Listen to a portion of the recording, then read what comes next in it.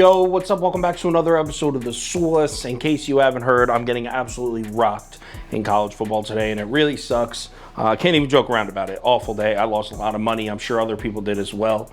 Hopefully, you are having better luck than I am. But anyway, let's talk NFL. We still have an NFL Sunday, so let's try to stay positive despite what just happened.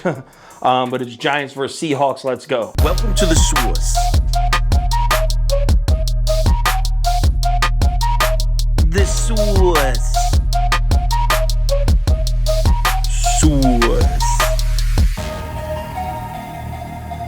Hey, get the Source. All right, Giants fly across the country to Seattle. The line opens up Seattle -1.5, but by Tuesday morning, this line's up to Seattle -3.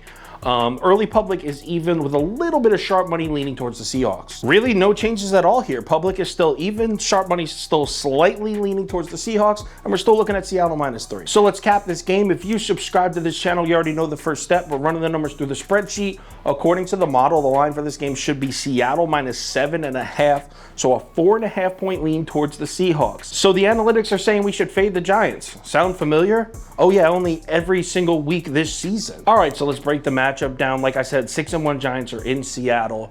This is the only game on this entire slate of NFL this week that features two games that have winning records.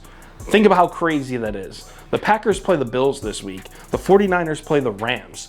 The only game that features two teams with a winning record is Seahawks versus Giants in week 8. That's absolute insanity. So what do we know about the Giants offense? Well, we know they're coming in looking to establish the run.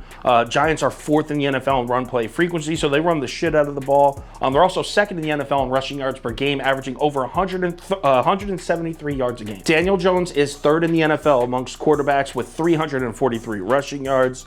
He's also coming off a game against Jacksonville last week where he rushed for like 110 yards alone. That could be a problem for this Seahawks defense. So far this season, Seattle has seen 45 rush attempts by opponents' quarterbacks. That's the most in the league.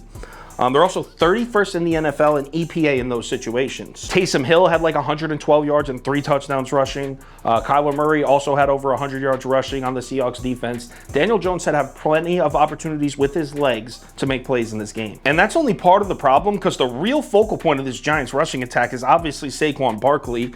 He's 3rd in the NFL, averaging 103.7 rush yards a game, 5.1 yards a carry, 10th in EPA per rushing attempt. We all know Saquon's been an absolute beast this year, and he's going up against a Seattle run defense that's been just so-so, entering this game 17th in the NFL in run defense DVOA. On paper, it looks like the Giants should run all over the Seahawks defense, relentless. But does that tell the whole story? So 2 weeks ago, I don't know if you know this, Seattle made some serious adjustments to their defense. They were in the 3-4. Now they're running more of a 3 technique, a lot of 4-down linemen. Want to know how Seattle's defense has done against the run since switching their base formation on defense? Check it out.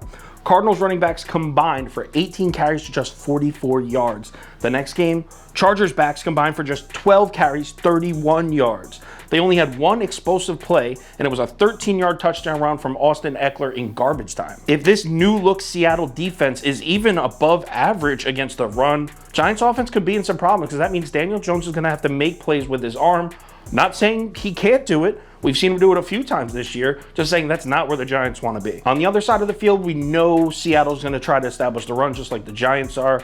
We know Pete Carroll. They entered the game 10th in the NFL in rushing DVOA. Kenneth Walker has 352 yards and 4 touchdowns in the last 3 weeks. Since Kenneth Walker took over as a starting running back, the Seattle run game really has looked different. You would think a 6-1 team would probably have pretty good defensive numbers against the run, but you would be 100% wrong. The Giants are 30th in the NFL in run defense DVOA and 31st in the NFL in average line yards against. But just like I said last week, the Giants defense continues to ride that bend but don't break thing. Like I said, they're horrible analytically until it counts, because they're 6th in 3rd down defense and they're 11th in red zone defense. So will those numbers hold up across the country on the road against a hostile Seattle crowd? I mean, the Seahawks have been real good on 3rd down. They're 4th in the NFL in 3rd down conversion percentage. Where the Seahawks lack is scoring in the red zone. They're just 31st in red zone scoring percentage, and the Giants, like I said, are 11th in that category. A little bit of a mismatch there. So do you trust the numbers to hold up? Do you ride this hot 6-1 Giants team?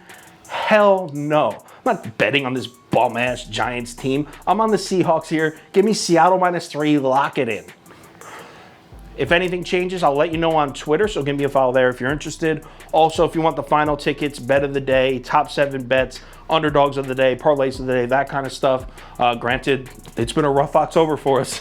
But if you're interested, head over to KyleKirms.com or download the Sauce Network app. NFL Week 8 is here. Let's have a good Sunday. This whole month of October has just sucked. We had one good weekend at the beginning of October, and then the rest of this month has been trash. Let's turn it around with a good Sunday. Remember to bet responsibly. I will talk to you on Twitter.